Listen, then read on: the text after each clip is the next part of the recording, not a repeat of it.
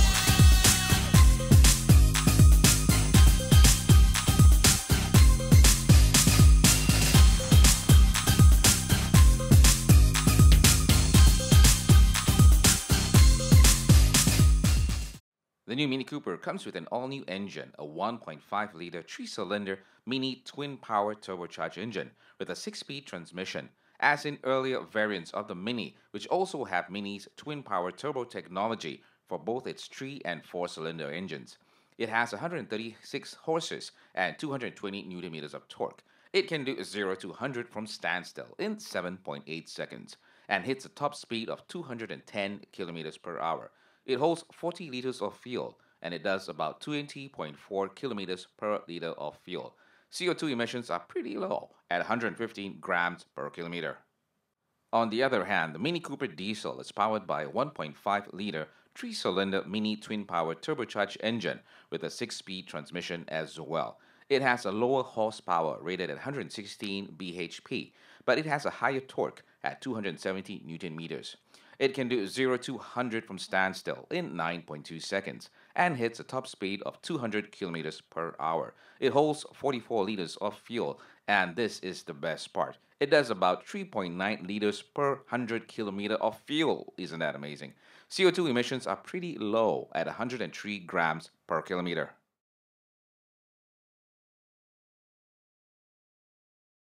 The front lights of the Mini are housed in their iconic chrome ring and features inserts with a single large elliptical element. The turn signals are subtly integrated in the lower third of the daylight driving ring, fitted with full LED lights for our local market. And the front of the Mini also has a honeycombed grid air intake, wide stretch and pointing upward, giving Mini Cooper its smile. The hood, as in the Cooper S, is also optimized for pedestrian protection while still looking as good as ever. The new front underlines the Mini's characteristic short overhangs and overall compactness. Also, we have the 16-inch tentacle rims. And over in the rear, it's a half-inch longer, allowing a bit more boot space. It now has 211 liters of space. In the back, the lights have become larger, claiming a more prominent position. Drawn into the hatch and surrounded by a chrome frame, the taillights have been redesigned to a rounded-off rectangle and offering a more chunky overall look in the rear. Also, we have the twin chrome tailpipes. And now let's have a look at the interior of the car. Just like the Mini Cooper S we reviewed, the interior of the Cooper looks similar in terms of layout, but it has a revamped dashboard and also a driving-related display showing information like the speedometer, fuel gauge, and rev counter placed just behind the steering wheel, directly into your field of vision. The center console also features the all-new Mini Center Instrument Panel with a 6.5-inch LED ring that displays information on the car as well as an entertainment center. Mini continues with its soft touch and high-end quality materials for its interior.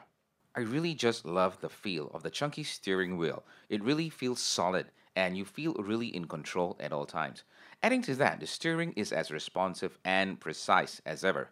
It makes this Cooper really easy to toss and turn around corners. The black sports seats hold you snugly into the seats and provide sufficient head and legroom for front passengers as well as in the back. Both legroom and headroom has been increased, which means more space for your passengers to really stretch out.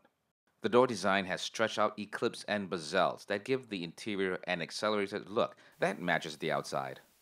And then we have the center stack that houses the typical Mini retro-style toggle switches and climate controls. The new center stack is also the place where you'll find the start-stop button and the USB interface. And Mini has now moved the door locking switches back to the door handle from the center stack.